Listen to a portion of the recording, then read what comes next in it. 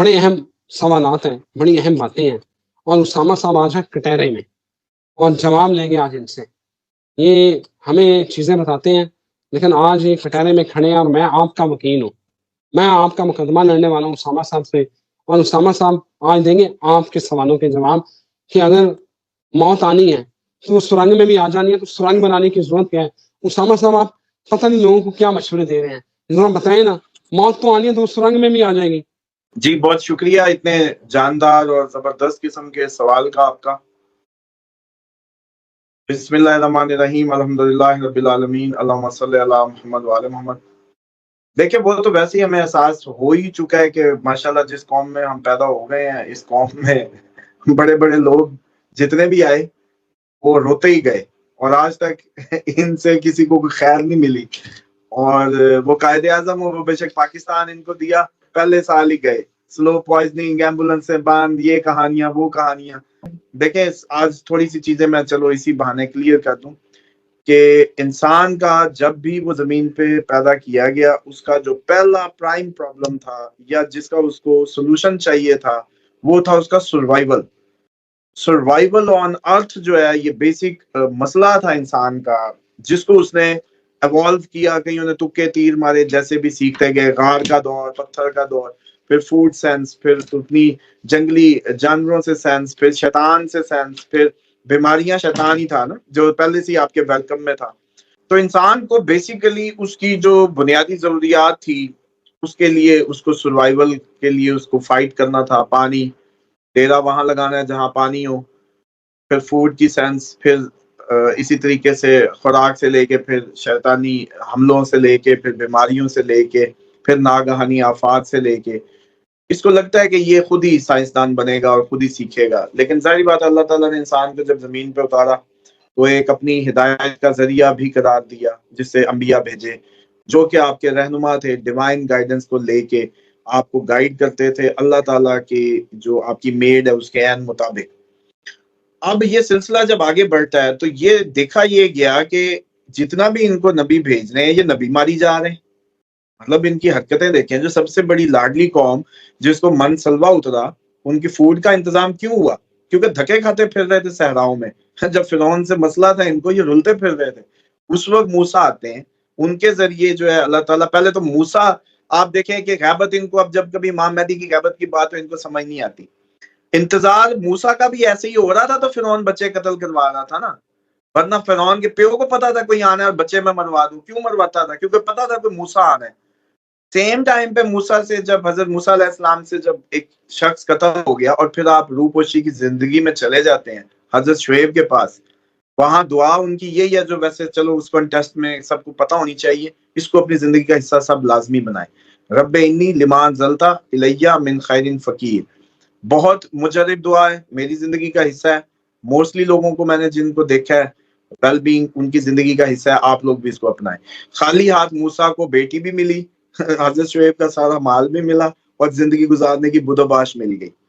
अब उन लोगों के लिए मूसा गैबत में थे, लेकिन वो कहीं पहाड़ों में हजरत शुएब अलैहिस्सलाम की बेटी शादी करके उन्हीं की बकरियां उन्हीं के जरिए वो रह रहे थे, लेकिन उनके लिए भी मूसा ने आना था और वो गैबत में था। पॉइंट समझ रहे हैं आप मेरा? इसी तरीके से ये खुदा का निज़ाम है। बहरहाल नहीं हो, आगे चलते हैं तो ये ही वो कौम जिसको फिरौन से बचाया खुदा ने, पानी दो, वो जो समंदर इनके लिए दरिया कटा। उसके बाद मूसा 40 दिन के लिए सिर्फ जाते हैं तो पीछे ये बछड़ा बना के बैठ जाते हैं और हजरत हारून का गिरबान दाढ़ी में हाथ डाल के पूछते हैं कि तुझे तो मैं कौम हवाले करके गया था, तूने क्या किया अपने भाई को, जिसको नबी पाक सल्लल्लाहु अलैहि वसल्लम ने फरमाया था कि अली को मुझसे वही निस्बत है जो मूसा से हारून को थी। यानी कि कौम, अगर मैं मेरे बाद मेरी कौम का जो नेक्स्ट है, जिसके जिसकी जिम्मेदारी है दीन की निगहदाश्त, वो हजरत अली की पर्सनैलिटी है। उसके बाद ये आजकल मैनेजमेंट में फंसे रहते हैं। मैं कहता हूँ मनकुंता मौला वाली हदीस ना भी होती, गतीरे खून पे ऐलान ना भी होता, ये मूसा से हारून की निस्बत ही काफी थी उन लोगों के लिए जो कुरान फहम है, जो समझते हैं कि अल्लाह ताला की जो कुरानी जितने भी हमें जिक्र किए गए हैं वो हमें समझाने की एग्जाम्पलरी प्रैक्टिकल गर्ज से किए गए हैं, कुछ सवाबी नहीं। इसीलिए तो आज मैं एक खातून का देख रहा था, रो रही थी बड़ी, 15 साल हो गए हैं जी, बेटी की भी मसाइल हैं, शादी भी नहीं हो रही, सब रुका हुआ, और जब कभी रुकिया लगा खून की उल्टियां, बकरा सुनी जा रहे हैं सूरत। मैंने कहा जी सूरत बकरा समझने की चीज थी, अल्लाह उसमें मुखातिब हुए, अंडरस्टैंडिंग। कितना जुल्म है कि आप अल्लाह ताला को समझना नहीं चाहते, सुनना नहीं चाहते कि वो कह क्या रहे हैं, लेकिन आप उसके मजे लेना चाहते हैं कि रटा हुआ वो चलता रहे, बस समझना नहीं है। मैंने कहा 15 सालों में दिल तो नहीं किया होगा कि कभी तर्जमा पढ़ लूं, अल्लाह ताला फरमा क्या रहे हैं, मुझे बताना क्या मकसूद है, वो नहीं।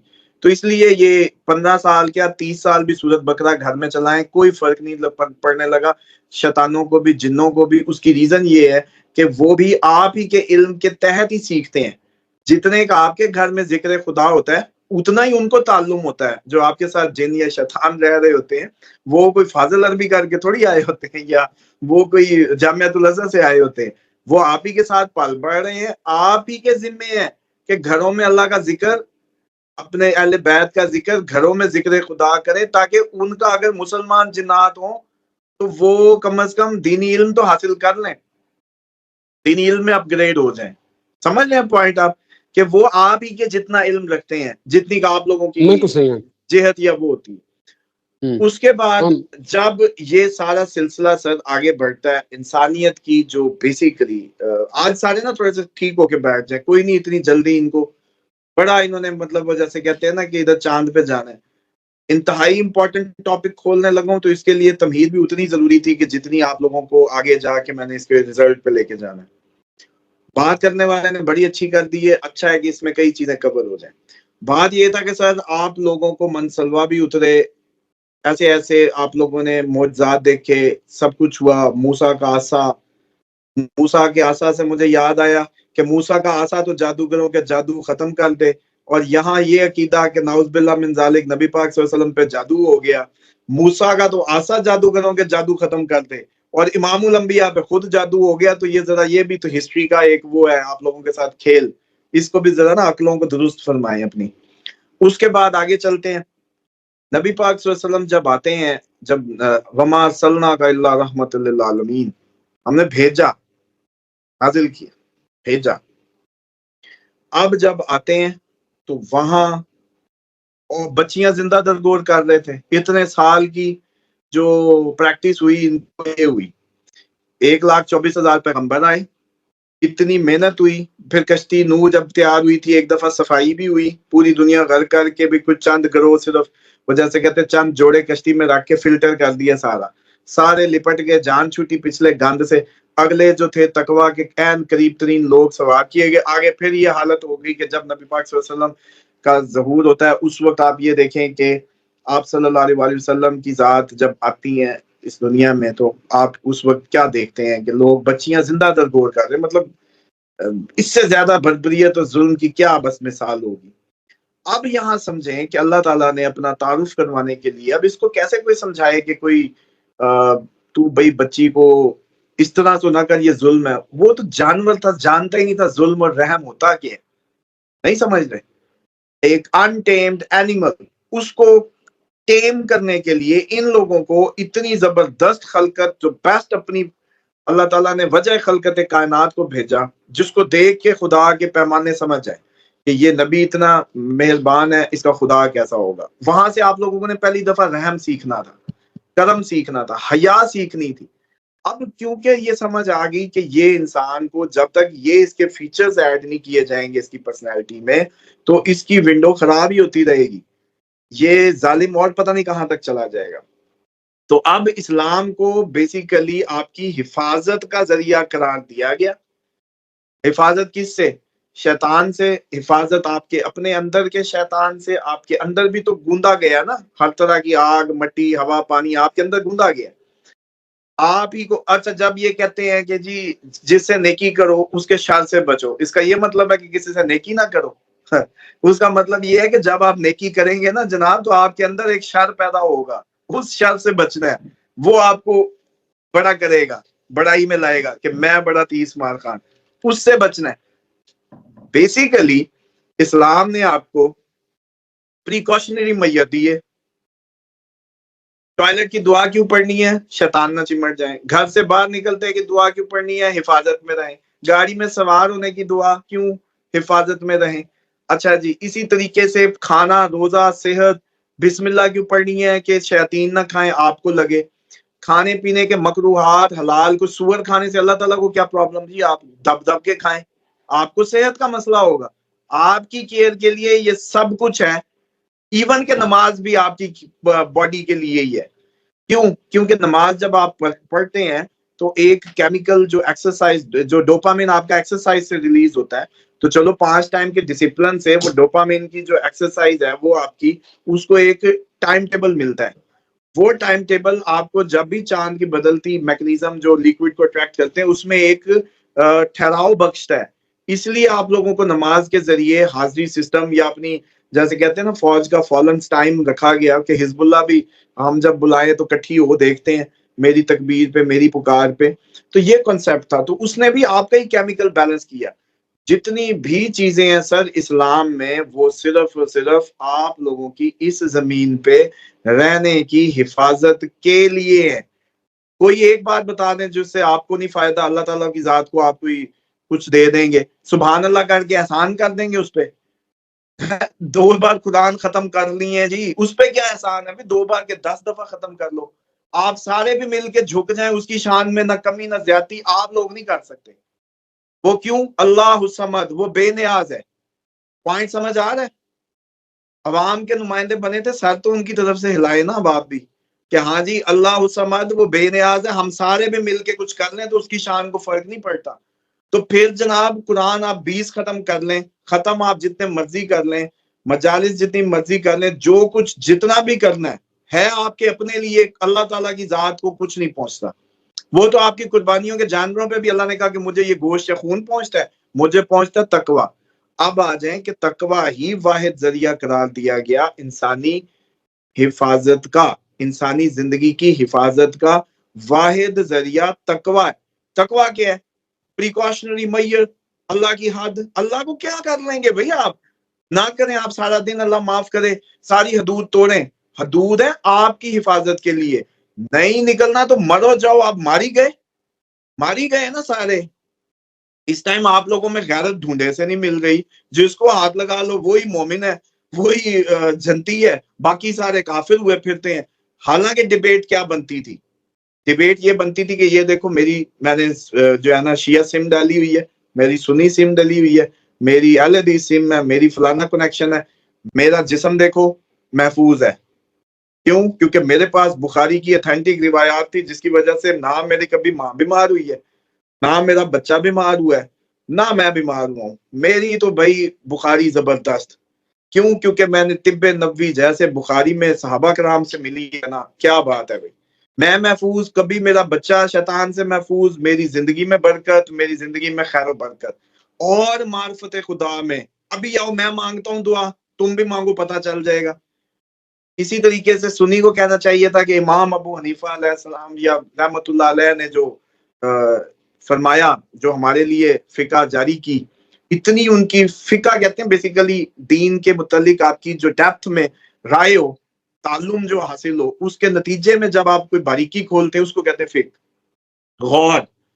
इमाम अबू हनीफा का जो गौर है ना रिवायात में, वो बुखारी के पास नहीं, बुखारी ने तो सिर्फ रिवायात दे दी।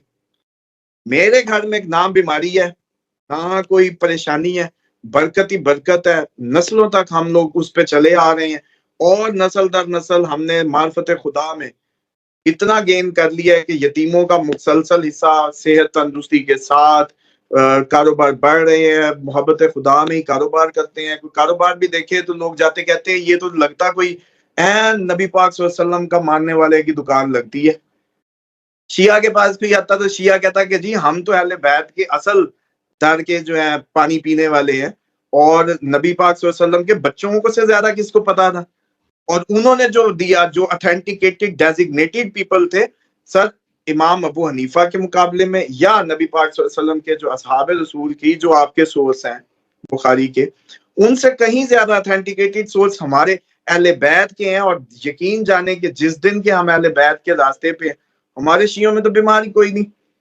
और जरा सी कोई बात तो हमारी गली में जुल्म हो तो देखो तो सही, हम तो ऐसी की तैसी फेर देते, सब इकट्ठे हो जाते हैं जुल्म के खिलाफ।